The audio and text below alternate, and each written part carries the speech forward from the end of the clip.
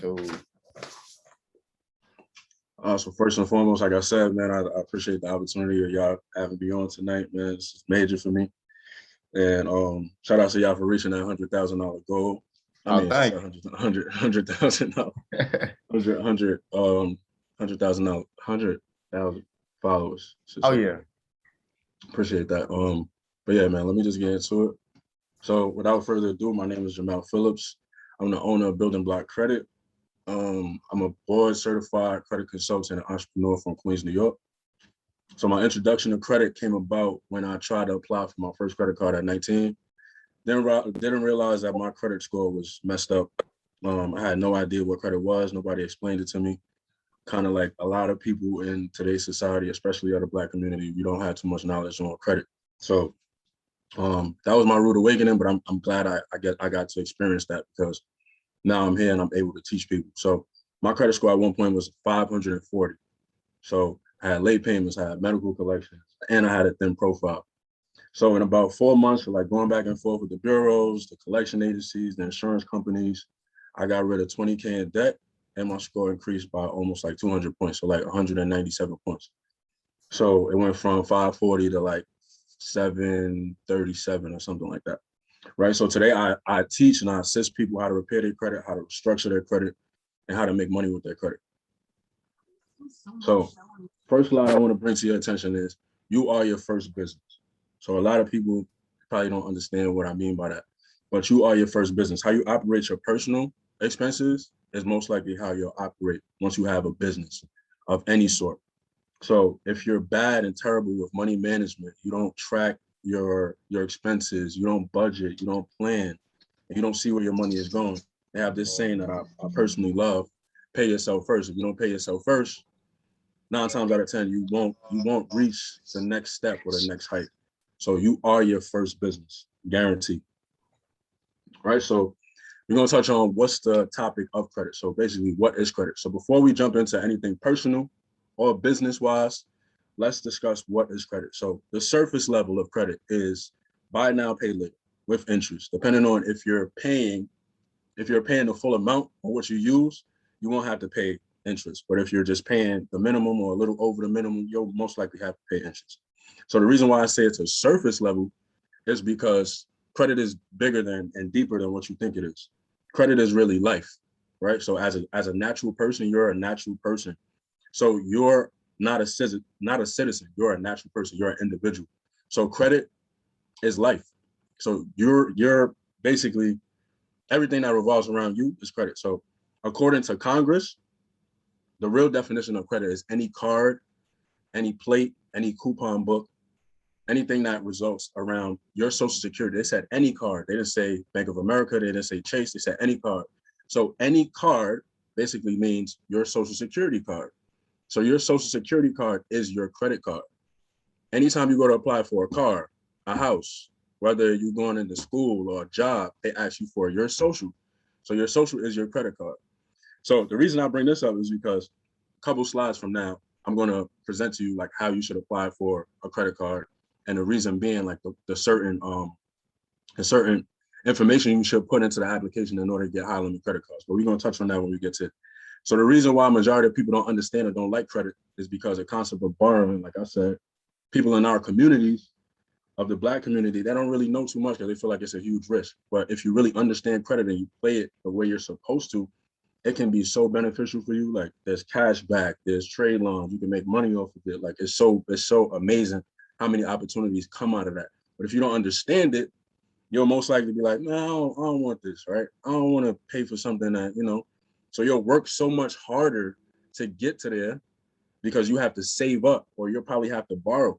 But chances are you're already using credit. You just don't use it. You're not using the banks. If you ever borrow something from somebody and pay it back, that's credit. That's the simplest form of credit, right? So however you run your life, like I was saying before, as a business, this concept isn't far-fetched if you run your life this way anyway. So it's not far-fetched if you run your life a certain way and you operate your life as a business already. In today's society, you're going to need credit for where you live, what you drive, in some cases, where you work at. So don't be afraid to use it. And I'm going to show you how to play the game efficiently. So, bro, my fault. I'm sorry. Can you just go back to the first slide really quick? This one right here? The second one, my bad. This one right here. No, the next one. This one. No, the one after this. I mean, the one before this. This one. Oh, damn. Yeah, I'm messing it up. My fault. All right, forget about it. No, you good. You good, bro. I All had right, so this is what I want to touch on: personal credit, how to structure your credit report the right way. A lot of people may tell you, oh, just apply for one card and this, that, and the third, but this is a structure your credit report the right way. So on the left side, this is Vantage score. This is Credit Karma. On the right side, this is my FICO score from Navy Federal. So as you can see, a lot of things on the left is green, which will play the same role as on the right side. So there's a difference between Vantage scoring and FICO scoring. It's not really much of a big difference, but as you can see, on the left side is 6 factors and FICO is only 5 factors. I'm gonna touch on that in the next slide. But you wanna structure your credit report accurately because if you're just starting out as a business, they're most likely going to, and you're applying for business credit, you're most likely gonna be a PG, which is a personal guarantor. So by being that, you wanna have your personal credit structured the right way. You don't wanna just jump in and be like, well, I wanna apply for business credit, I have an EIN, have all these things ready, and it's not structured correctly. Then you're going to get denied. So we're going to touch on all of that. I just want you guys to understand the difference between Vantage and FICO scoring. All right. So how to get to that 750 score. Here's how you structure your credit report correctly and possibly get that high limit credit card. So you want to pay your bills on time. You never want to miss a payment, right? And this goes back to how you run your business, how you run your life. If you run your life as a business already, this shouldn't be a problem. You're on top of making your payments on time. So that's not an issue.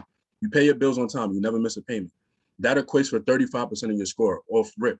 That equates for 35% of your score, right? Keep your utilization under 30%, preferably under 10. I like to tell people under 10, but if you can't keep it under 10, at least under 20.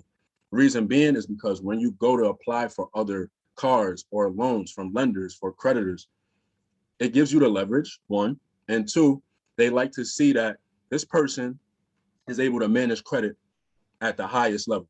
We gave them credit and they're able to manage it at the highest level. So let's say, and I always tell people this, right? Let's say the bank gives you 10,000. They want to see that you're not using the whole 10,000, maybe once or twice. But over the duration of you having that whole credit line or that business line of credit, they want to see that you're not spending that, right? So how the banks work is the more they give you, the less they want you to spend. That's the more they'll give you. If you spend less, they'll give you more. That's how the banks work, right? So those two off rip equate for 65% of your score. So those two you can control off rip. Just pay your bills on time and keep your utilization under 30%. Can't be hard. Because if you look at number 3, no derogatory marks, that equates for no late payments, no collections, tax liens, bankruptcies, all of that, foreclosures. If you're paying your bills on time already, you won't have an issue of no derogatories or no derogatory marks. You won't have to owe nobody back up. So the number 4 is have at least 4 to 5 year credit age. The difference between the oldest card and the youngest card, or the oldest loan and the youngest loan. So that's the difference. Number 5 is add 10 positive accounts, right? So that could be secured loans, credit builder accounts, rent reporting accounts, authorized user trade lines, etc. Right? So number 6, a lot of people get tripped up when I say no more than 3 inquiries. They'd be like, how you want us to apply for 10 positive accounts with only 3 inquiries? Don't you get an inquiry every time you apply for something? It's not necessarily true. If you know the game of credit, it's finesse. So there's 3 inquiries. I'm not talking about specifically one bureau. There's 3 major bureaus. There's Equifax, TransUnion, and Experian. So 3 times 3 is 9. So off rip, if you're applying for a credit card, which is why I tell people don't apply for credit cards every single year. If you're applying for cards, apply for cards at one time. Reason being is because if you're applying for a card this year and then you apply for 2 cards next year and 3 cards the following year, that already messes up your age and you're getting an inquiry for every single card that you apply for. But if you apply for, like, let's say I gave you guys a Navy Federal, right? And I'm going to give you the Navy Federal play next. If you apply for a Navy Federal credit card and you're applying for 2 Navy Federal credit cards, the same 2 Navy Federal credit cards, right? It's going to count as 1 inquiry. It's not going to count as 2 inquiries because you're applying at the same time, but it's two separate credit applications, but you're applying at the same time. So it's going to be considered 1 inquiry. So for those that want to get the primary accounts list, you can just click the link in my bio. It's free. Gives you a list of everything. I'm about to touch on a few of them. Well, one of them actually is going to be in the next slide. So you can get the primary accounts list. It's like a list of like 8 or 9 primary accounts you can add to your credit profile, your personal credit profile, just to boost your history up and to boost the age up. So one primary account that I want to touch on is Self. I personally have Self. I love Self. It's a credit builder account. So basically, you put your money in this account based on the term that you choose. It can either be a 12-month term or a 24-month term. And you put your money in this account, and at the end of that term, they give you the money back with interest. And at the same time, simultaneously, your score goes up. So every time you make the payment on time, that's considered, a part of your credit history. So you want to make the payment on time. You don't want to be late because obviously, like I was mentioning previously, that equates to your lateness, that equates to your payment history. You don't want your payment history. You want your payment history to always be 100%. So if you can't manage the 48, there's a $48 one, which I have, is 12 months. And then they have the other one, 24 months. I think it's like $25 or something like that. If you can't manage it, just go down to the 25. You could pay 25. We all spend $25 on stuff that don't matter. You can use this to build your credit and you're going to get the money back. So it's not like the money is being wasted. So you're getting the money back with interest over time. All right. So when you're applying for personal credit, one thing I learned while working at the bank, yes, I work at the bank, the game is about finesse. The game of credit is about finesse. So people that are very, very truthful on their credit applications usually get hit with the lower limits. Why? Because of your debt to income ratio. It's a numbers game. It's all about numbers. So if you're applying for a credit card, let's say, and these are the factors. This is what I took from Navy Federal. At the bottom, if you see where it says tell all your finances. Annual income. A lot of people put what they actually make after growth. So after taxes, right? Let's say you make 50K after taxes, but you're paying $2,000 in mortgage or rent where you have to split with other people. So they're going to put the 2,000 off rip. They're already at like 50% debt to income ratio, which is extremely high, right? So you want to be lower than that. So the two main reasons why people don't get approved, or they won't get approved, or if they do get approved, their limit is low, is because of how much they pay in rent and their gross income. So we're going to touch on that in the next slide. So when you're applying for credit, right, this may seem unethical to some people, right? But like I said, this is all about finesse. So you're not necessarily lying, you're bending the truth, right? I like to say that because you're not lying, right? Let's say you live in a house with 3 people, right? And you guys collectively have to pay out $2,100. Although you might be paying all of it, which is truthful, you might be paying all of it, but you're living with 3 people, 2,100 divided by 3 is $700. So that's going to be your housing payment. I'm just giving numbers out there, right? I'm just throwing numbers. I just threw numbers on here. Let's also say you make 50K gross, but the people that you live with collectively make 80K. So 80K plus 150K is 130. This is what you should be using on your credit application. Because off rip, if you put 2,100 and your gross is 50K, like I said, that's over 25,000. You're already over 50% debt to income ratio. So that's extremely high. So some people may look at it as unethical, but if you fit the points up here, you fit the 750, why would you want to get a $2,000 card when you can get a 7,000, 7,000 card? And we're going to touch on this because this helps, especially in a business like vending. This is a cash flow business. You don't need all the credit in the world.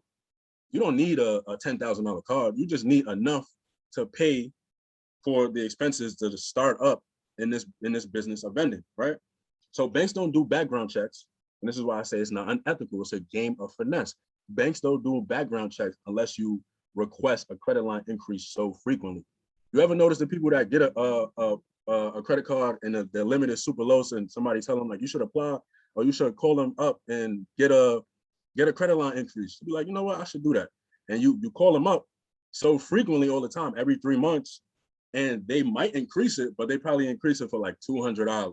So instead of you going up, you thinking you going up $500, $600, $1,000, $2,000, it's not going up that way because you're frequently asking. So that's when banks look at background checks. Because remember, when you first applied for that card, you already put in how much you make and how much you're paying in your housing payment.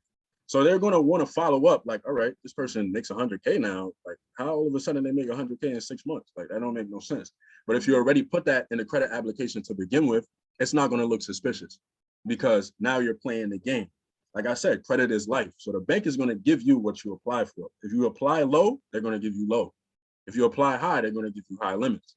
So the more you make and the less you pay in expenses delivers a good message to the banks and the creditors when you're applying for credit. So personally, this is why I touched on what I touched on in the last slides. This is what I got approved for, right? A Navy Federal credit card. If anybody know anything about Navy Federal, you have to be a member of Navy Federal. Was I a member of Navy Federal? No, I wasn't a member. I didn't know anybody in Navy Federal. So I'm not going to give y'all the play that I had when I got it. Y'all just going to have an easier way to get into Navy Federal. Because all you have to do is know someone that's in Navy Federal to get into Navy Federal. So I can give you my access number, and then you can get into Navy Federal. All you got to do is DM me. Just DM me Navy, and then I'll give you my access number so you can get into Navy Federal, right? So for Navy Federal, I'm only recommending this play to the people that structured their credit report correctly. So if you follow these points, like I made up here, to get the 750 credit score, it shouldn't be a hassle or a problem for you to get approved by Navy Federal, right?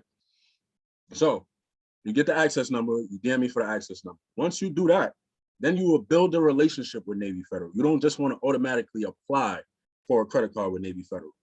You want to build a relationship with Navy Federal, right? So you get a checking and or savings account.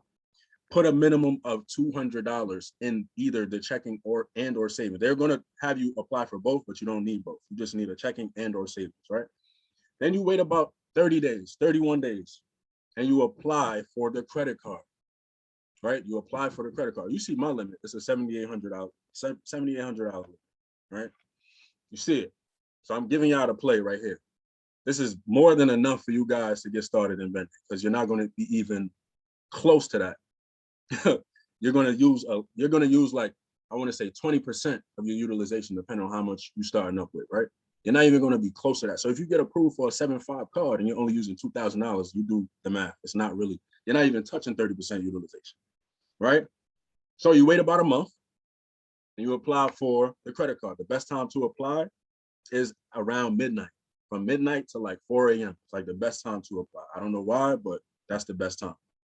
So back to what I was saying before, the annual income. When they ask you for annual income, you're not lying. You're bending the truth. If you live with people, this is the perfect opportunity to collectively add up how much everybody in that household is making. So if you live with mom and you live with dad and you live with grandpas and they all got an income coming in, that's income. That's your income. Because think about it. If you're using the card for everyone in your house, it's going to be beneficial to everyone in your house. It's not only beneficial to you, it's beneficial to everyone in your house. So some people may look at it as unethical, like I said. But if you want a high limit credit card like this, because Navy Federal will approve you, and you might get approved for $2,500. But if you want a 7.5 or a 7.8 or a $10,000 card from Navy Federal, like I said, you won't even have to use all of that credit, but it's just better for you because when you do add up all of these expenses, when it's time to start in vending, it'll give you that cushion. So you'll have like $6,000 or $7,000 worth of credit left that you don't even necessarily need, right? So the total amount, you can put anything over 100K, because I'm pretty sure everybody in your house is making over 100K collectively.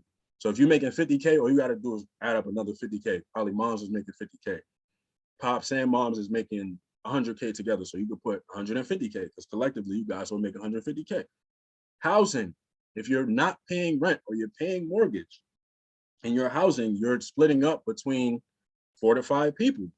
Like I explained, 4 to 5 people, and your mortgage is $2,500, and you're 1/5 of the people that's living in the house, you're paying $500, right? So you're paying $500. You might be paying more, but for the sake of getting approved for any card, not even specifically Navy Federal, just any card, you want a high limit, so this is what they're going to look for. If you put low limits, they're going to give you a low limit.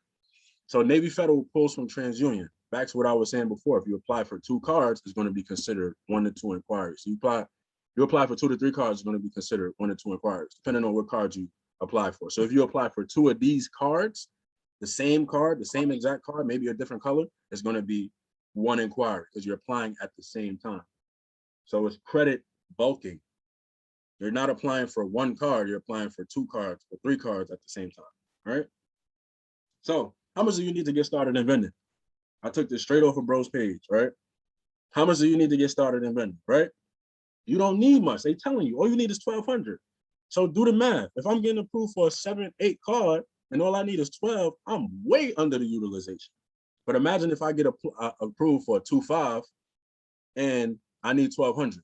I'm damn near at 50% utilization. You don't need that, right? So let's say I broke it down in the middle. Let's say on the low end, you need 1,200, but on the high end, you need 2,000. So we're gonna break it in the middle, 1,600, right? If you need 1,600 and you don't have no other way to get credit, you can save. You use your personal credit, which I gave y'all to play on what you need to structure it, how to get approved for Navy Federal or any credit bureau. I mean, any lender or creditor at that matter. Business credit, you use business credit, which we're going to touch on. I'm going to break down how to structure your business credit properly. Or you could start a small side hustle that can produce cash flow. So then you can use that cash flow to start in vending, right? You don't have to make this rocket science. It's not rocket science. You use one play for the next play. That's all you have to do. It's not hard, but I feel like a lot of people don't understand how to structure it. So giving you the play how to structure it. You don't necessarily have to save, because saving takes a long time. I know it's a lot to save $1,200 specifically just to start off in vending. You may not have that. This is where credit comes in. Credit gives you that opportunity to get in without having to using your own money. You use other people's money, OPM. So the name of the game is finesse. You don't use what you can't pay back. Now, I always say this. I'm gonna always say this. I'm gonna always positively say this. Don't use what you can't pay back. Yes, they have minimums on these cards. So let's say you do spend $1,200. The minimum that you'll probably have to pay on that card is $35 to $50, depending on what card you have. But you want to pay a little over the minimum so it covers the interest, right? So if the minimum is 35, you want to pay at least 50, right? So if you can't pay $50 a month on a card, knowing that you're starting a business, and as this business, as soon as you get started, like I follow bros and they always say, as soon as you get started, it's cash flow automatically. So if you can't make $50 off the machine to pay back the credit card, something is wrong. Something is absolutely wrong. Ben's shaking his head. He's like, absolutely, like something is wrong. Yeah. Something is wrong. You can't pay $50 automatically. This is not a business where you got to wait 2-3 months to see cash flow. It's automatic. So if you got a machine, even if it's making you $100 a month, that's still enough for you to cover what you borrow and still utilize that to make some more money to get what you need as far as snacks or whatever, or put that aside so you can use that to fund another vending machine. It's really that simple. It's not that hard. All right. So we touched on personal. So now we're going to touch on what you need to structure your business correctly. Before we get on business credit, you have to structure your business correctly, right? So the way you structure and set up your business is crucial. The way you set up your business can impact the ability to acquire business credit and funding for your company. So I want you guys to follow these steps, right? So number one, you have to set up a business name, right? Make sure you search, do all your Googles, right? So you want to search these 5 listings of searches.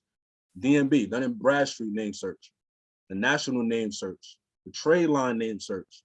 You don't want anybody to have the same name as you, right? So your domain name search, the online directory name search, right? So once you do that, the next step is 2. You select the entity structure for your business and you file with the Secretary of State. This is all if, let me just point this out. This is all if you don't want to pay somebody to do it and you don't have the money and you're like low on funds because you're using that money to start off in the vending business. So if you want to do it yourself and not have to pay InkFile or not have to pay all of these other companies to do it for you, you can do it yourself. So this is the way for you to do it yourself. Like LegalZoom. Exactly, right. A lot of people go to LegalZoom. They pay $1,000 for something they could do themselves, you know? So thank you for that. LegalZoom is another one. InkFile, LegalZoom, right? You could do this yourself. So select the entity for your business and file with the Secretary of State. All you have to do is Google. If you live in Georgia, you say Georgia Secretary of State. You live in Ohio, Ohio Secretary of State. You find that, fill out the paperwork, send it in. It is best for your business to either be a LLC or a corporation. Mainly a LLC. You don't want to be a sole proprietor because it won't separate you from your business, right? LLC or a corporation separates you from your business, right? You're the owner, so it separates you. To maximize your options for business funding, you want to make sure that your business is separated from your personal, right? So although you may personally, you may have to be a personal grantor for some of these accounts, your entity is conducting business on your behalf. So you won't necessarily be caught up. Let's say somebody, God forbid, sues you. They're going to sue the business, not you, not your personal assets. So number 3, you set up your business email. This is crucial because a lot of people miss out on funding because they want a Gmail or they want a Yahoo. It's not really professional. You could go on Google Soup or GoDaddy.com and get your business email. It should say your name, your business name, or sales at your business name or something of that nature, or info at your business name or something towards that nature, right? Because Google and Yahoo and AOL is not professional. I can tell you over it. There's a lot of people that missed out on millions of dollars in funding throughout the pandemic because of their email, right? Although it's an easy thing to fix, it's super easy to fix. All you got to do is go on GoDaddy or one of these sites. It's easy to fix. You just missed the opportunity. So now you got to go through the whole process of applying again in that application to get funded, right? Because you didn't have everything structured correctly. So number 3, set up your business email, right? Next is your business address. If you work from home, you don't necessarily need a physical address. You can use your physical address, but once your business is structured, it's public record. So if your business is structured, anybody can see it. They can go online, they can see that your business is structured, right? So you want a virtual address, right? This is important, right? Your business is public record once it hits. Once it starts, it's public record. So anybody can see it. All your competitors can see it. Anybody that don't like you, they can see it. Anybody can see it. So lenders want to see that you have a true, real business address to determine your creditworthiness, right? Banks will typically ask for 2 addresses, a physical and a business mailing address. So we recommend, and I recommend, a virtual business address, right? So the best options, iPostal, Opus, virtual offices, Regis, just to name a few, right? Those are iPostal one is like the best one in my opinion. Virtual office, you want a virtual office, not a PO box, won't suffice. And if you want to use your home address, cool, you can use your home address for the information that's being sent, but not for the business address, right? So you want to use the virtual address for your business address. But anything that's mail, you can use your personal address. If the banks give you a hard time and they say we need 2 addresses, all right? Number 5, your business needs its own phone number. I know we starting off, and you don't want to use your personal, but that's when things get tricky because you're not going to answer your personal number if somebody calls you. You won't know the difference if you're using your personal number for your business. Somebody calls you, you think it's Uncle Jay or you think it's Auntie Suzanne. And so you're going to answer thinking that you recognize the number, not knowing it's a business opportunity. You answer the phone like, yo, thinking it's somebody that you know. You want to have a separate phone number and a fax number. Not necessarily a fax number if you're just getting started, but a business phone number for sure, right? So you can go on Grasshopper, Ring Central. That gives you these numbers. Sometimes they give you a free trial to see how you like it. You can use that, but you got to pay for those. There's one that you can use a Google number. You can use a Google business number. That's free. You can use that, but Grasshopper and Ring Central, they're pretty good. So once you have that information, you want to list it on the 411 directory. And this will increase your credibility. We don't have to go through all of that. I just want to give you guys the logistics of everything. So when it's time for your business to be structured, you won't have to go back and do anything or fix anything up because you already have everything structured correctly. So you don't got to go back and tweak, and unless you want to change the name or something like super duper small, you don't want to necessarily have to go back and do all the little nonsense stuff because you had it structured from the beginning. So listyourself.net is the easiest way to place your business in the directory. Number 6, your EIN number. This is your business social number, pretty much, right? So it's a tax ID number. It's a 9-digit like your social, but it works for your business. Just like when I was saying, your credit is your social security, anything that is attached to your social security card.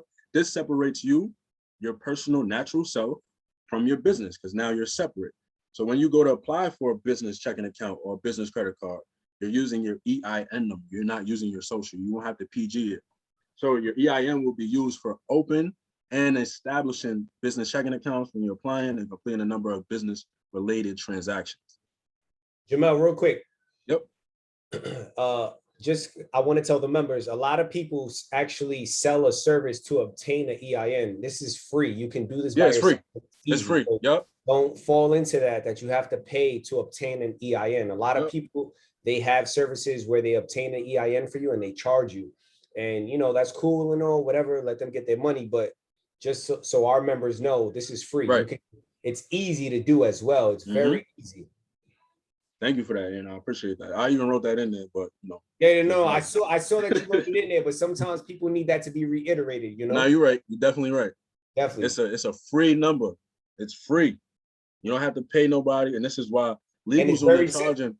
It's very simple to obtain. That's what I want people to know too. Sometimes they're like, you know what, I'll just pay for it because I don't want to deal with the paperwork or whatever. It's like, well, it's like one page online. It's very easy to obtain. Absolutely. Thank you for that, and I appreciate that. It's free, like he said, and it's easy to obtain. So don't get jammed up. A lot of times we get caught up in our laziness, and that really like hinders us from getting like saving money and like gaining the knowledge that we can use to pass on to someone else. If you're paying somebody to do something all the time, you won't necessarily know because you just paid. So you're just like, oh, you know, I can do it. Like it's, you know, I'll just pay somebody to do it. Yeah, you're saving time, but at the same time, it's literally free. It's not like you have to pay somebody to, you know, get through it to give you. Like it's literally free. Yep. You know, so your EIN is used for open and business related transactions. When you're applying for a business checking account, they're going to ask you for that, and so on and so forth. But I appreciate that you mentioned that because, like you said, it is free and it's easy to obtain. Next is your operating agreement. So you can get this from eforms.net, and this is also free. This is also free. This is no charge. Nobody's gonna like beat you over the head for it. Like this is free. You can go on eforms.net and get it for free. So what is an operating agreement? Some people may not know. Some states don't even require it, but I would advise you to set one up. So an operating agreement is essentially a business contract. So what it includes is the key functions of each members, depending on how many members you have and whether it is an LLC or a corporation. What are the capital contributions, the governing purpose and authority, and what happens when in the event that the business gets sold. So to make this document official, I would advise whoever decides to get this, you know, like I said, some people you just want to go straight to vending. Notarize this. Please get it notarized. Go to your notary public and get it notarized. So it's official documentation. Next, and this is the most crucial step out of the 8 steps. If anybody needs me to repeat anything or go back to a slide so you can like screenshot it or save it, whatever the case may be, just let me know. But this is the last, but this is our most important step, is setting up your business checking account, right? This is very, very, very, very important. If you're operating as a business, you don't want your personal and your business to get mixed up, because then you get jammed up. Let's say you do vending. Let's say for the sake of vending, you do make $500 off a machine a month, right? But you put it in your checking account. Now it's like you're supposed to use that to fill up the machines. You're supposed to, you know, use that for gas and so on and so forth. You won't know what's coming out. You won't know your balance sheet. You won't know the expenses versus the profit if you're putting it into your personal account. So now you might use that to pay rent. So what are you going to have to pay for the vending machine? So it's good to separate the two. So here's where a business checking account. This is the most vital step. Most likely do this last once you have everything else set up. And once you have this set up, you're officially a business. Business is open once you have this set up, right? So large banks, credit unions, and community banks are all good options for business checking accounts. So just to name a few, there's Chase, there's US Bank, PNC, Novo, Navy Federal, BBVA. Those are some, to name a few. Those are the most popular ones when it comes on to business checking accounts, right? So let's touch on bank ratings. Bank ratings. So for bank ratings, and this is high 5, mid 5, low 5, and so on and so forth, right? Bank ratings, if you're operating as a business, they want to see when you're applying for funding, this is like the most crucial. They want to see that you have at least a certain amount in your checking account in order to get funding. There's other ways to get funding, but to get funding faster, they want to see that you're at least touching a low 5. So a low 5 is, as you can see, $10,000 to $39,000. So pretty much $10,000 to $40,000. You want to have at least $10,000 in your account, right? So a banking rate, here's what a banking rate consists of. The average minimum for the balance, right? For the average, they want you to 3-month period, right? So that's the balance rating. Then they want the balance rating cycle. The bank rating cycle. So that's the amount of time. That's the 3 months. And then they got the non-sufficient funds, NSF, right?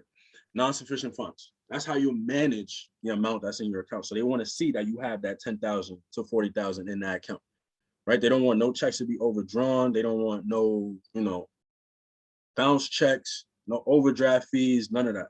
They want to see that on a daily basis, you have at least $10,000 in that account, right? So this is for bank ratings. So when it comes on to bank ratings, the reason why, that's the main reason why you have a business checking account is for bank ratings. So bank ratings is not determined by what you carry in your personal account. Don't get the two confused. Your bank rating is for your business, not for your personal. So your bank credit is different from your business credit. Some lenders will approve you based solely on the activity in your business checking, right? That's why I said this is a faster way to get to the funding because they want to see what you have. They're basically like, look at it from this perspective. They're basically saying, okay, this person has a lot of money. If they default on the line of credit that we give them, I know they're going to pull out the money from their checking account to pay off what they have, what they owed us when we gave them that business line of credit or that business credit card. So this is where bank ratings come in, because at least if you have a certain amount, $10,000, doesn't matter if you pull it from your savings or you liquidate your credit cards, you personally liquidate your credit cards. This is why I advise people to have more than one credit card, because if you have high limit credit cards, you can just turn the credit into cash, transfer that money from your personal credit and just put it into your business checking account. So the bank is going to see that over a 90-day period, at least you have that money, right? Chances are you will have to pay back, on your personal, you'll have to pay the minimum, but at least you're going to get funding faster than to have to wait, because a lot of people don't get funding because their business just started. So how banks work is they want to see that your business has been established for at least 2 years. And you have to make over a certain amount of money in order to get approved for high limit credit cards, right? Although your personal credit is 4 times less than what you will get from a bank in business credit, they still want to know that you have that in your account. They still want to know that you made a certain deposits, you made certain transactions in your account, basically in your business checking account, in order to get approved for your business credit, right? So this is why bank ratings are very, very, very important. So if you don't have the money to do that, but you have the credit cards and you can rinse the money that you have liquid from your credit cards to put into your business checking account, they're going to see, oh, this person had 10,000 sitting in there for 90 days. Okay, they recently applied for a credit card. Okay, we can approve them because they had money. And then let's say you add like $20 a week over the course of a year. That's 52 weeks in a year. That's another 1,000. So they seeing that. They seeing that you actually making deposits on top of the money that you transfer them, right? So that's the business bank. That's the business bank ratings. So business credit reporting agencies. The reason why I'm touching on all of this is because this is going to affect what's going to happen when you do apply for your credit cards, your business credit cards. So here's the 5 major business credit reporting agencies. Of course, on your personal, we all know Experian, Equifax, TransUnion. These are the 5 major. A lot of people don't know there's over 400 credit reporting agencies. A lot of people don't know that.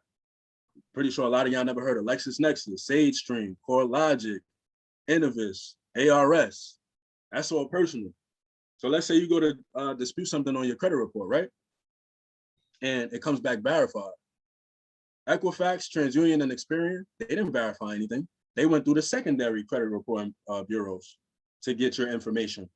So if you ever look at your credit report, it'll say LexisNexis verified this, or third party ARS verified this, or CoreLogic verified this. If you look at it properly, they'll tell you, right? So the first one is Dun & Bradstreet. They recommend that you have at least 80 to 100, 80 out of 100.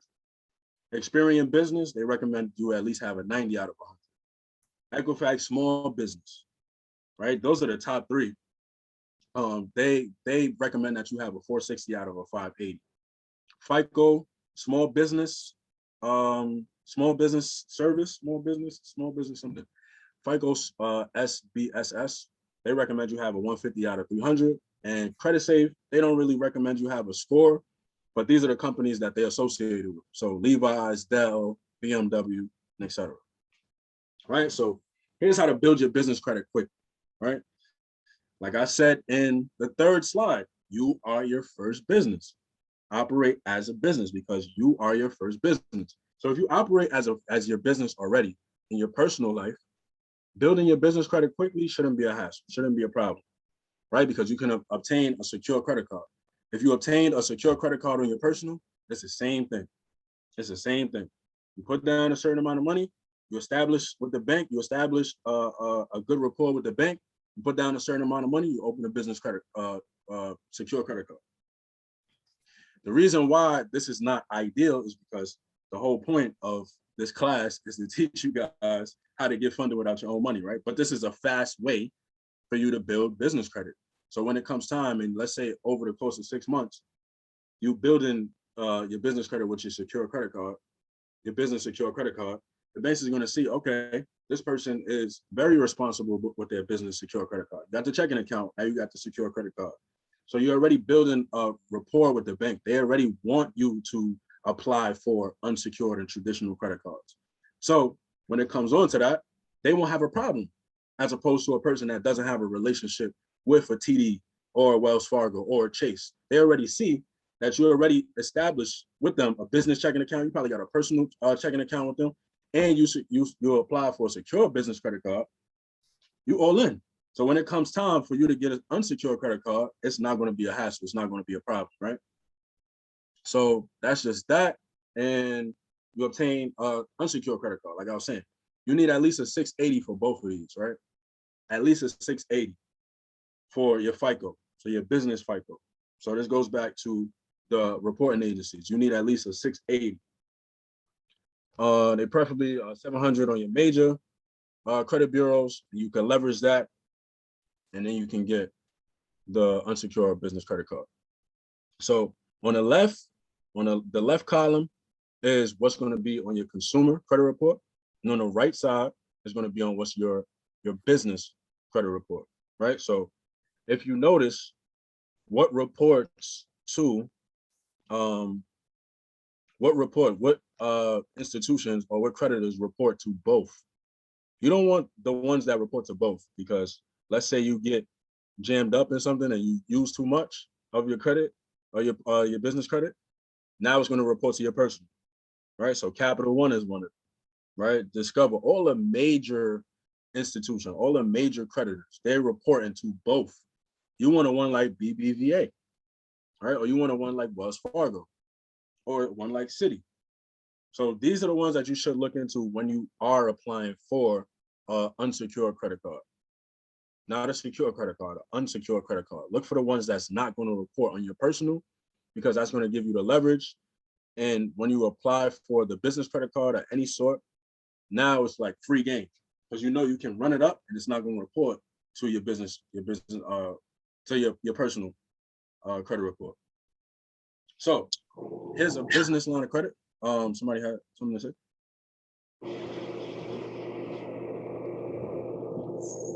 I think it's just background noise. I think we're good. Okay. So here's one business line of credit. It's called Hatch.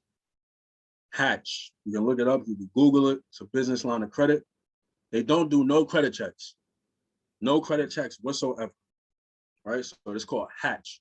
And they give you up to 5K of business line of credit up to 5K. So here's what you need. Here's like the little catch though. You have to have a business checking account with Hatch. in order to get approved or in order to be considered eligible and meet the requirements to get the business line of credit, right? But it's an easy way to get in. You get up to let's say you get up to 5,000. Like we explained, all you need is $1,200 to start. All you need is $1,200 to start in vending. So if you got a card like this, free game, this is easy, right? Smooth sailing. And you'll still be under the 20% utilization rate. You'll still be under the 30% utilization if you're using 1,200 out of 5,000, right? So if you're eligible, they'll send you an invitation to apply, and they ask for like little information like your banking, your business banking account, which is why you have to have your business banking account set up, your business address. It can be a virtual address. It doesn't have to be like a physical address, as long as it's an address in your business name. And they're going to ask for your personal details, like your name, where you live, your date of birth, so on and so forth, right? So it's called Hatch business line of credit, up to 5K. This is a gem right here, right? Another one, this one doesn't really apply to you guys if you're starting up in the game of vending, but I just wanted to give you guys this gem too, because chances are you might run up $25,000 in a year of doing vending. You guys, the guys, they got over 15 machines, right? And I'm pretty sure they're touching at least way more than 25K in deposits, right? So you got a business checking account and you're making at least 25. This is only benefits people that fits this criteria, right? That's so your business checking account. This criteria right here. Right. You guys fit this criteria, right? So it's called Fund Box. So if you fit this, you're making 25K. You have on average at least $500 on your balance in the last 6 months, and your business been established for over 6 months. This is a perfect way to run it up, right? So you guys, it's called Fund Box. When you go on the website, the name of the program is called Direct Draw. Direct Draw on fundbox.com. So Direct Draw is the name of the program. This is an unsecured business line of credit up to 100 to 150K based on the deposits that you guys make. So if you're touching over 25K, you most likely gonna get eligible for this, all right? Not your personal credit. This is from your business deposits. And this is why bank ratings are crucial. This is why we touched on bank ratings. This is why I touched on bank ratings earlier. So at least you know the banks is looking for at least a low file. So if you touching at least 25,000, 10 to 25,000, you're eligible for this. So Mel, do not, yeah. My fault to interrupt you. There you go. Just for the members, can you describe what a secured loan, a secured card versus an unsecured card is? Oh, of course. Okay, so when I was saying, right, a secure card, you got a secure card, you're using your money as collateral, and you're giving it to the bank. They put it in a safe. They put it in a savings for you. Like they lock it up in a savings account. And I wouldn't know this because I work in a bank, right? So they lock it up in a savings account for you. And then you use that money as collateral. So whatever you put up is your credit limit. So let's say you put up $1,000, that's your credit limit. You can increase it, but once it's locked, it's locked. It's gonna be hard to get out. It's like a CD pretty much.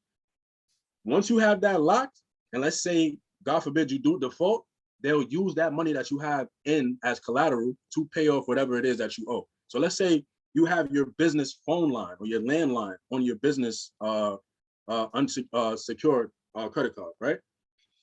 They're going to use, let's say you miss out on a payment or you paid a payment late. They don't want to see that. So they're going to use that money that you had in collateral. Let's say it was $100. They're going to take that $100 out of what you have in collateral to pay off that bill. So now your score is going to be lowered as a result because you had an agreement with the bank to make that payment on time and you did not. You did not oblige by the obligations, right? So the difference between secured and unsecured is they're funding you. They fund you money. They use other people's money to fund you. Like I said in the beginning.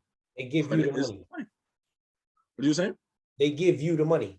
They give you the money. They fund you the money. Yes. Where secured is you giving them the money. And they give exactly. You charging off the money you gave them. Right. Right. So secured, you put up. Unsecured, they put up.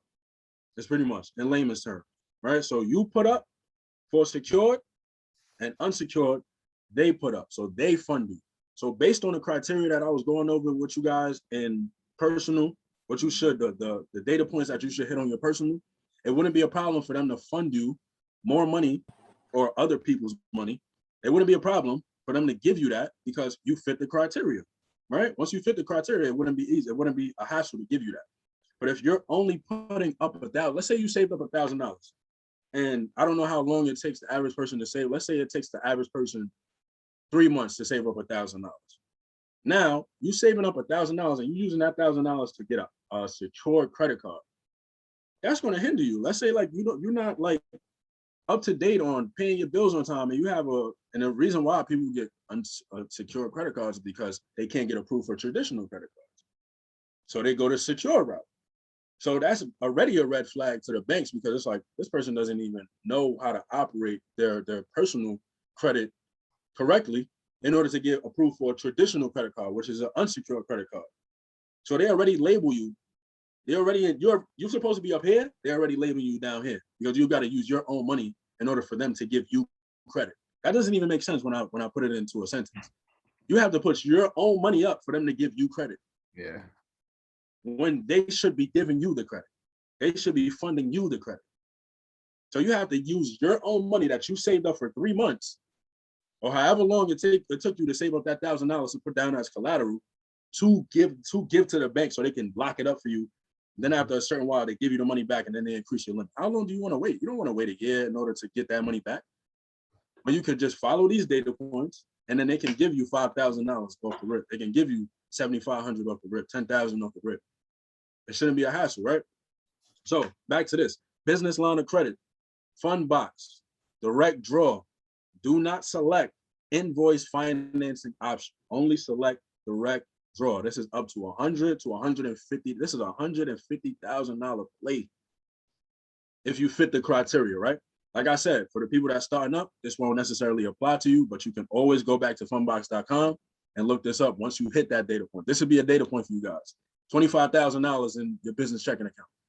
The guys over at Vending U, they're already touching that. So they could easily apply for this as soon as this is over. They could apply for this because they're already touching it, I'm pretty sure. Like they're already touching it, right? Yeah. So next topic, how do I get funding if my business is not yet profitable? I'm pretty sure this is a lot of people's questions that they had. Like, I'm not even making no money in my business. I don't even have a business set up. Yep. Now I want a business account or business checking account. He's telling me all of these good things about setting this up and doing this and getting an EIN and this and that. How do I even get funding if my business is not profitable yet? But you guys are in the right business because as soon as you get the ball rolling, cash flow is just going to come in. So let's say you can't get approved for a bank loan. Let's say you can't get approved for unsecured credit card or a credit card. The next option is taking out a personal loan. Taking out a personal loan. If you're really serious about this business and this is the last option, taking out a personal loan won't be that hard because you know you're going to be on your own ass to pay this off. Mm-hmm. And with a personal loan, you're only paying like what? Depending on how much of the loan is, depending on how long of the term of the loan is too, you're only paying like $50, no more than $50 a month. So this goes back to what I was saying before. If you can't pay back $50 a month, something is wrong. If your business is not making money where you're not making $50 a month, something is wrong. You can pay $50 a month. Shouldn't be a problem. So you can take out a personal loan. You can borrow from your friends. You say, I need $1,000. I'll pay you 10% interest. You can go to the bank, build a relationship with the bank, right? But if the relationship with the bank doesn't work, you could go on a site called Lending Club. It's peer-to-peer lending site. So based on how they fit the criteria, if your credit score is a certain amount, that determines how much you're paying interest. So if your credit score is low, you'll pay a higher APR, a higher percentage. If your credit score is higher, you'll pay a low APR, a lower percentage.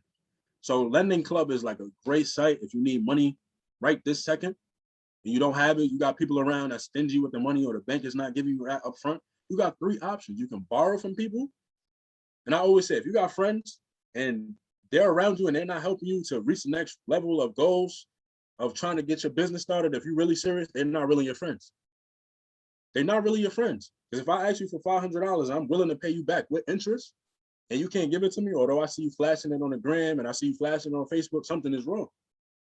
So if I don't have it and I can know I could get it from you, it shouldn't be a problem. So you can borrow from your friends or your family and go to the bank, form a relationship with the bank. Or you can go on the website, Lending Club, or what's the other one? There's another one called Lending Club, or it's gonna come to me. It's gonna come to me. Not now, but it's gonna come to me. Because the purpose of this, right? The purpose of this is not to dig yourself in a financial hole. Just keep it in the back of your mind. All you need is $1,200. That's all you need.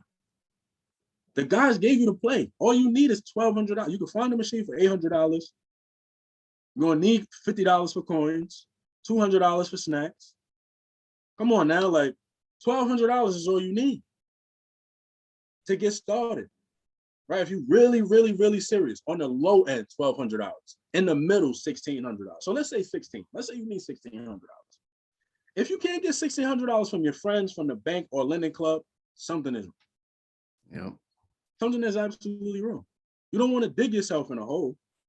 So what I would recommend, right? I used to resell online, right? I used to resell sneakers online. I would go to Burlington or I'd go to Marshalls. I'll find shoes for the low and I'll sell it on eBay, Mercari, offer up for a profit, right? Like I said, if you really want to start something, you won't find an excuse. You'll do it. You'll find a way to get it done. There's no excuse. You will find a way to get it done. If you're really serious, you will find a way to get it done. Trust me on this, right? So you'll flip the sneakers, you'll flip whatever. And I say this because this is another way to get in, because you might like this. You might like flipping so much that you might not even, like want to get into vending so much. But there's another way to get in, right? There's another way for you to feed yourself, another income for yourself. It's not passive like vending, but it makes you money enough where you can put it to the side where wherever you have an emergency, you got an emergency fund, so on and so forth, right? The reason I bring up reselling is because I did it and I know it works. You do not, I repeat, you do not need money to resell. There are things in your house right now that you haven't touched in years. Let me repeat that. There's things in your house that you haven't touched in years that you can resell. One man's trash is another man's come up. One man's trash is another man's come up. So you got shoes that you haven't even touched in years. You probably got some J's that don't fit no more, but they're in good condition. And you know you can get $100 off of that. Reselling on eBay, they're gonna take a 10% cut. At the end of the day, you still bringing home $90. You got your wares out of them already. You're not wearing them no more. They can't even fit no more. So you take that $90 and you put it towards your fund of vending. Like I said, all you need is $1,200. So do the math. If you got 100 off of one flip, how many more flips do you need? You need 11 more flips to get 1,100 more in order to start off vending, right? So all you need to do is find stuff around your house and start reselling that on eBay, Mercari, offer up. That's a perfect way to get started, right? So if I was in your shoes, because a lot of people like to do presentations and they don't want to tell you what they would do if they was in your shoes. If I was in your shoes, I have a little background in vending, not specifically full line, but I did the bulk candy machines. That's how I got started in vending. I sold my route because I had to move, but I'm well aware and well familiar with vending. Not as far as a full line, but I got the experience to know if this is a business that I can see myself doing for side hustle, income, or so on and so forth, right? So let's say my credit score is shot. Well, not shot, but let's say my credit score is at 650. And I have a thin credit profile. I don't have nothing on there. I probably got one credit card, right? Got 650, one credit card. I would do two things simultaneously. I will start building my credit with the free tools that are accessible to me. We got YouTube, we got Google, we got free templates that you can find. I will build my credit simultaneously while flipping, while selling stuff online. Because like I said, if you're really serious, you will find a way to get this done. If you're really serious, all you need is $1,200. On the low end, on the high end, you need $2,000. In the middle, all you need is $1,600. So $1,600 if you're really serious. I will resell things in my house that I no longer wear or use for profit. With the profit I'll make from reselling, I'll purchase a few bulk candy machines, right? I won't start going full-fledged into the full line machines. And I'm going to touch on that as I keep going on with the slide, right? So the goal is to get into full line. But let's say I don't I want to try out and start small with the bulk. Maybe I don't want to spend $1,200 off rip. Maybe I want to spend $100, maybe $200. You can still get into vending. You're still in vending. You're just not in the full line business side of it yet. You're still in vending, right? So the profit I make from the candy machines will be used to invest in more machines. So here are the three things that I'm doing when I'm starting small. Because I'm starting small by getting bulk candy machine. You can get a bulk candy machine for $50 if you really want it. You can go on Craigslist and get it for $50. Somebody will send it to you for $50, or you can go pick it up. Here are the three things that I can do, that I will do by starting small. Here are the three things that I'm getting done. I'm learning the vending business. It's on a much smaller scale, but I'm learning it. I will know if this business is what I really want to focus on based on what I'm doing with the bulk candy machines, right? And I'll also build a rapport with the owners of these businesses that I'm putting my bulk candy machines in. So let's say they got space to put a full line machine, but I want to start off small. I just want to build the rapport. It's just like building a relationship with the bank. You don't want to first go in and get a credit card. You want to build a checking account. Get a checking account first. You wait a month, then you go and get, you go and you apply for a credit card. The same way I told you guys to apply for the Navy Federal Play, it's the same way you apply in this. See how everything comes around full circle? I'll be building a rapport with the business owners first. So let's say they do have the opportunity. You like, you've been such a great person. You come around every 2 to 3 weeks, you refill this machine, you clean it, you make sure everything is operating. How would you like to put a full line vending machine in this establishment? Free charge. They will bring that to you. You won't even have to pitch. They'll bring that idea to you. So those are the three things that I would do just by having the bulk candy machines in these locations, right? I'll learn the business. I'll know if I want to stay in this business to even scale it up to a full line vending machine business. And I'll build a rapport with the owners. So when the opportunity comes, you're the first person because you already have a candy machine in there to begin with. So they're going to holler at you. Oh, you remember that guy from, remember that guy? Yo, he got a candy machine. I also remember him talking about full line machines too. Oh yeah, call him up. Business is booming. We got foot traffic. We got 50 people in here a day. And they always complaining that the corner store don't have what they want or they charging them too much. Here's a perfect opportunity for you to make some money. You got 50 people a day that's coming in there and they always going to be either thirsty or hungry, one of the two. You get a combo machine in a barber shop or in a warehouse. So now you're working your way up. You don't have to necessarily jump in. Like I said, I gave you guys the play to get the credit. Gave you guys a play to get the credit. You don't got to necessarily jump in and get a machine because you got the credit. You could start small. So now you're not digging yourself in a hole where you got to pay back $1,200 or you got to pay $1,600 or you got to pay $2,000, depending on how much the machine is and how much you spending on equipment and tools and all the snacks and the sodas, depending on what you're using. You won't have to dig yourself in a hole. You can start off small. Then you work your way up. So now let's say you got 12 to 15 bulk candy machines and they all paying you $50 a month. You put that money aside, by the end of the year, you could buy 3 vending machines. You could buy 3 of them, full line machines. So you're playing it smart. You're building your credit at the same time and you increasing your income step by step by step, right? So this is the time I'll take questions from anybody. If you guys got any questions for me, feel free. I'm here for y'all. No, yeah, I definitely appreciate this, Jamel. Like, this was amazing information. Like, it was a lot of stuff that I learned. I took 2 pages worth of notes. So, hey, I appreciate this for real. And anybody got any questions? Yeah, definitely ask the questions away because we definitely got to chop it up and bring it back. I have a question, man. Ask me whatever y'all want to.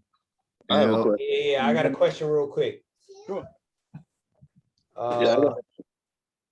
Real quick, Mel. Yep. I think it was like the first slide. You was talking about how you brought your credit down 20K. Yeah, for medical collections. I think that was the first slide. Yeah, would you mind just bringing that slide back? I'm about to go right back to first or second slide. So I was fighting with the bureaus and insurance companies. Yeah. So the thing with collections is. All right, so a lot of members might not know this. I feel like I have the answer to this, but I just want to hear it from you. Did you pay down 20K or were those just 20K worth of debts that were removed? You said, was I down 20K? Yeah, you said in 4 months of research, fighting with bureaus and insurance companies, I've removed 20K in debt and increased my credit score. So a lot of people may hear that and think, oh, you paid off 20K worth of debt. Oh, no.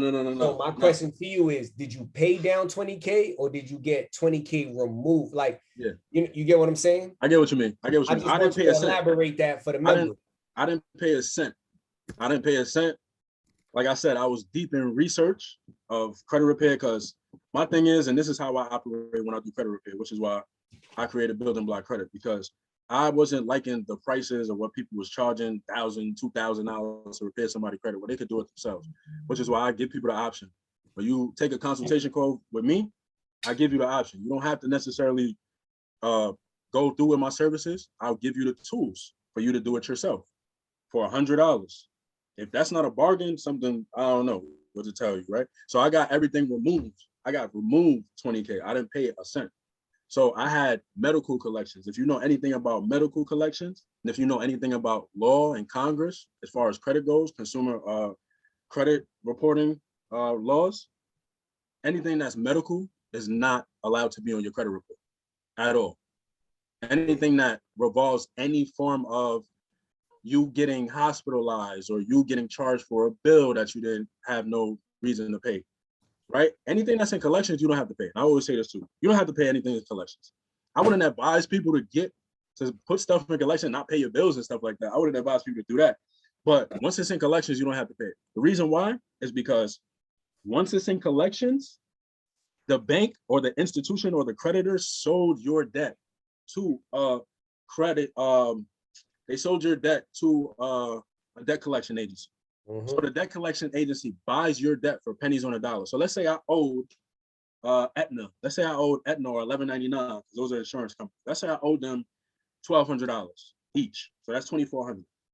Let's say I owed them $2,400, but they sold it to a debt collection agency. So the debt collection agency will buy it for pennies on a dollar. So let's say it's 24, they will buy it for like $100 or $50. And then they will call you on the behalf, quote unquote, because it's not really a behalf, because the debt is already cleared. Once the finance company from $11.99 and Aetna clears it, they don't have anything to do with it now. So now it's the debt collections agency's problem. So they're going to call on the behalf of $11.99 or Aetna and say, hey, is your name Jamel? Da, da, da, da. And I'm like, yeah, that's me. They're going to be like, well, we're calling on the behalf of $11.99. You owe $11.99. $1,200. You owe Aetna $1,200. And you're like, oh, in my mind, I thought, bro, I was like, 20K. Where am I going to find 20K? And once you hear collections, you're like, oh my God, I gotta pay this off. I gotta start paying this, yeah. I gotta pay this off. So if you know the law, and if you ever like bargain with them, this is before I even knew anything about like disputing or anything like this. If you bargain with them, if you ever notice, try this out for whoever has collections. But come to me first before you do it, because I don't want you to be blindly doing it. If you ever have collections, don't pay. Still answer the phone. I have this on my page. Like, you can get paid for having collections. I didn't know this then, but now I know this now.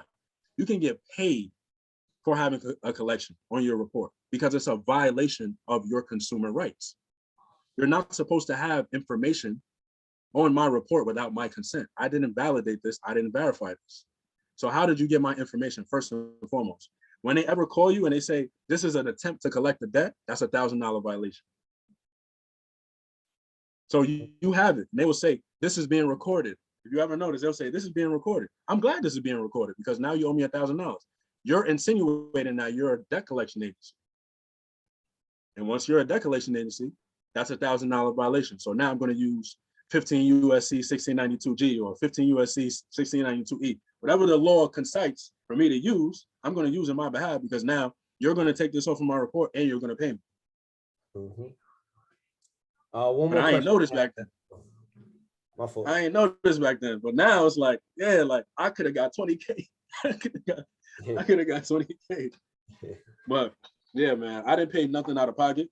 I had no idea that I could even do that. And here's another thing with insurance companies. If you have more than one insurance, here's how I got like a chunk. I want to say a chunk, which is like 7K off of my my credit report. Because 7K was insurance collections. The reason why I got insurance collections is because at the time I was on my mom and my dad's insurance. So if you're on two insurance, if you have two insurance companies, one insurance company will not communicate with the other insurance company unless you call them to notify and say, hey, my primary insurance company did not fill this out, or my secondary insurance company did not file this through. So could you file this through? Then they'll give you what's called, what is it called? Explanation of benefits, EOB. They'll give you an explanation of benefits. You'll send that over or fax it over to the other insurance company, and then it'll all be clear, because once one pays it, the other secondary has to cover whatever is left.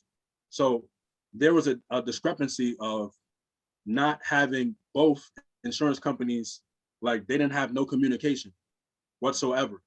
So it was left like this was not claimed. This claim or this whatever it was, I think it was hospital bills. This hospital bill was not claimed because both insurance that were on file were not notified that this hospital bill was pointed. So now I was left with the debt, knowing that it wasn't my fault. It just was a lack of communication, basically. So without them, here's the thing with insurance companies that a lot of people don't know too. If you don't call them, they're not going to do nothing. So if you call, yes, you have to fight with them. Like you literally have to fight with them, especially Aetna. Aetna is like one of the worst insurance companies like, ever.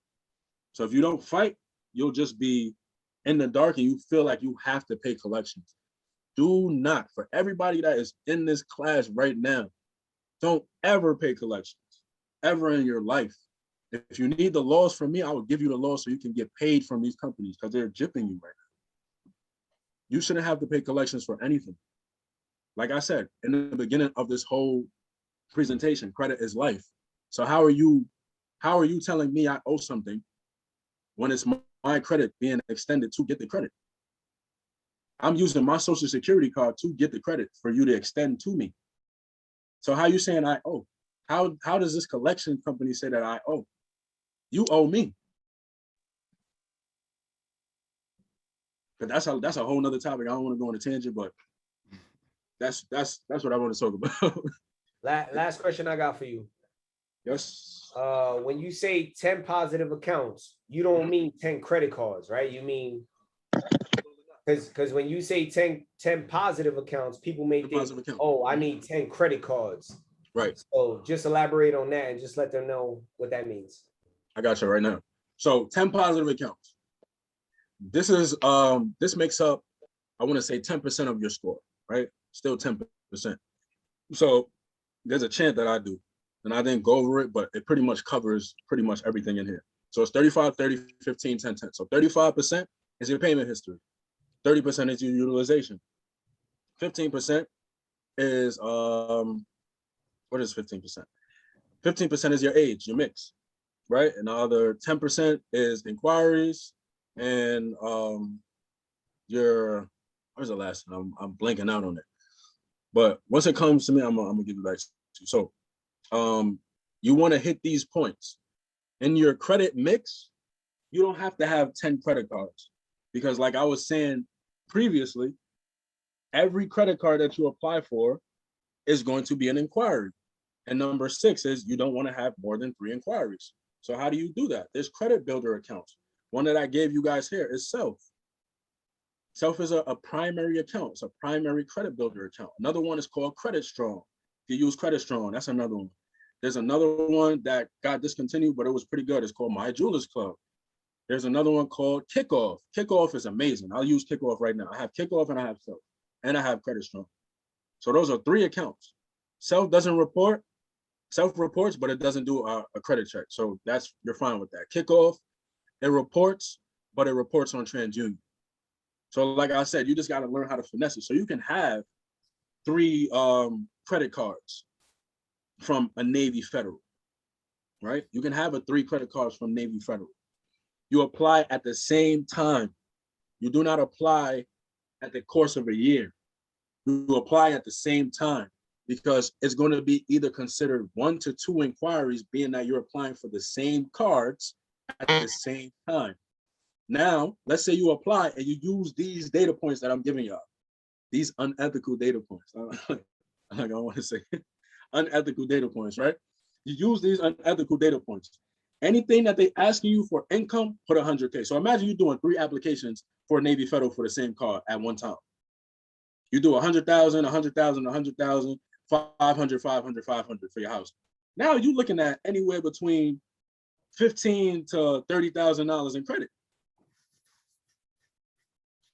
Ben is scratching his head. He's like, sheesh, that's crazy. But it's the truth. You looking, and that's going to be either considered 1 to 2 inquiries, depending on which card you apply for. It can be the same Cash Rewards Navy Federal card, or it can be another, you can apply for 2 Cash Rewards and then another Navy Federal card. So it depends on what you do. It doesn't necessarily have to be credit cards. It can be positive accounts and then AUs. So the beauty of AUs, and I wasn't going to touch on this because this is for the point of startups, but since we're here and we got the time, and I want to give you guys all the free games so you can like pass it on and use it for your own, your own due diligence, right? Authorized users. Here's how you make money off your credit cards, right? And I think I mentioned this in Self, right? You can get affiliates. Self gives you $10 every time you refer somebody to apply to Self. I get checks from Self every single month. It's ridiculous at this point because people they just literally just send you money. They send you a check for $10 for every person that you refer. So if you use the link that they give you and you send that to somebody, you say, hey, you want to build your credit and save money at the same time? Who wouldn't want to do that? Who wouldn't want to do that? You saving my money, I'm getting interest with my money. And at the end of the term, depending on whatever term you choose, you're getting that money back with interest. Who wouldn't want to do that? So they're going to be like, that's a no-brainer. Let me sign up. How much I got to pay? Yeah. Oh, $25, $40, $48 a month? That's nothing. So I would do that. I'm going to set that up, of course. Now, Self is going to send you $10 for referring that person. That's another way for you to put that money aside for vending. So imagine if you got 10 people sign up. Yeah, man boobs. Imagine if you got 10 people signing up every single month on average. You just being an affiliate for Self. You're getting $100 from Self every single month without doing nothing. Just sending a link. Just sending a link. You're doing nothing. You're sending a link to people that you have on social media. This is why the power of social media is so incredible. You can build your following and make money off of people that you're not selling nothing to nobody. You're selling a service because it's going to help them in the end. So they're going to make more than $10 if they refer somebody too. So you can make money. So imagine you refer 10 people every single month and Self sends you a check every single month. That's $100 a month. That's $1,200 for the year without you doing nothing. Just sending a link. That can go towards the vending machine. Come on, man. Like, what y'all doing now? That can go towards the vending machine. Now let's touch on AUs, right? Authorized user. And this is why I want you guys, everybody in here, I want you guys to hit these data points. Because once you hit these data points and you're able to get a credit card like this, guess what? I can put somebody down as an authorized user and I can charge them for being on my credit line, my trade line. Just for having good credit. Imagine if this trade line is age 2, 3, 4 years old. Now, based on the age, I can up the price. So the first year, let's say it was a year old, and I got the $7,800 limit. Now I can charge somebody $700 to be on my trade line. The next year, I could charge somebody $900. The following year, I could charge somebody $1,100. The following year, I could charge somebody $1,500, and it keeps going up. If you want to choose to set that price at a certain set and just keep it all the way there, you keep somebody on for 2, 3 billing cycles, depending on how you want to operate your business. I'm not here to tell you how to operate it, but you want to keep somebody on for 2 to 3 billing cycles, you just made $700 just for having good credit. That's another way for you to fund your vending machine. So you don't necessarily need to have, this is what I was talking about. You don't necessarily need to jump into getting a full-on machine. You can start off. I know people out there that got 20, 30, 40 bulk candy machines, and they're making good money. What people don't realize, and the guys posted on their page, once you have a full-on vending machine business, you got over 15 machines. That's a full-time business. It's not considered passive no more if you got to go to that every single day and fill it up and do this and that. It's not considered passive no more. It's a full-time job. So do you want to do that? Or do you want to go check on a machine once a month in 15 different locations? You got 2, maybe 2 in a couple locations, and receive the same, if not the same, that you would have made in 2, 3 full-line machines. It's just how you want to strategize, right? So look at this. Look how crazy this is, right? So let's say you got 15 bulk candy machines and you got 2 full line machines, right? And you also have good credit. And you got a trade line like this. So now you adding people on your trade line and you making $2,100 for every 2 months just for adding people to your trade line, something that's $7,800, right? You adding people to your trade line and you making money off the bulk candy machines and the vending. Like, come on now. Yeah. Hey, Jamel, let everybody know where they can follow you at. We're gonna go ahead and wrap it up tonight, and we definitely gonna have to bring you back on here. So Nah, man, we're gonna talk, man. So yeah, y'all can follow me on buildingblockcredit.com, buildingblockcredit.com, Building Block Credit on Instagram. Follow me. I follow everybody back. Hollywood. I answer the DMs. Very humble, man. Like, just hit me up if you got any questions. I try to get back to everybody in a timely fashion. So before this ends, though, whoever wants to repair their credit or they know somebody that wants to repair their credit, right? Use the code VENDING for the ultimate repair blueprint in my bio. Use the code VENDING for 20% off. yeah, Right? The DIY credit repair blueprint is included in the bundle. In the bundle, you get the arbitrage 101. So I teach you guys how to resell. Right? Remember, I was mentioning resell. I teach you guys how to resell efficiently. So how you can make up to $1,000 a month in reselling online, right? Teach you guys how to do that. Teach you guys how to repair your credit yourself. I teach you how to remove inquiries in 24 hours. It's included in this bundle. So you click on that, and the primary accounts list is free in there too. So you get the bundle, you use a code VENDING at checkout, and then should take off at least like $22 from it, because the price at right now is $120. So it's gonna have everything in there, right? So you guys follow me, Building Block Credit. Guys at Vending U, I appreciate y'all for having me on once again, man. This is a great opportunity, man. I'm humble enough to be talking to people. I hope everybody in here got at least one gem. If you got at least one gem, I know I completed my job, right? oh yeah, I know I got 2 pages worth. I'm sure everybody else did. So we're gonna have this recording up soon, and hey, we appreciate it. We definitely gonna have you back on because this was too much game for just one session. So we appreciate it. I appreciate y'all, man. Thank you for having me. Oh yeah, most definitely. But yeah, everybody have a good night. And if you got any questions, just hit up Jamel in his DMs. I'm sure he'll get to you in a timely manner. So appreciate y'all, man. Thank you. everybody have a good night.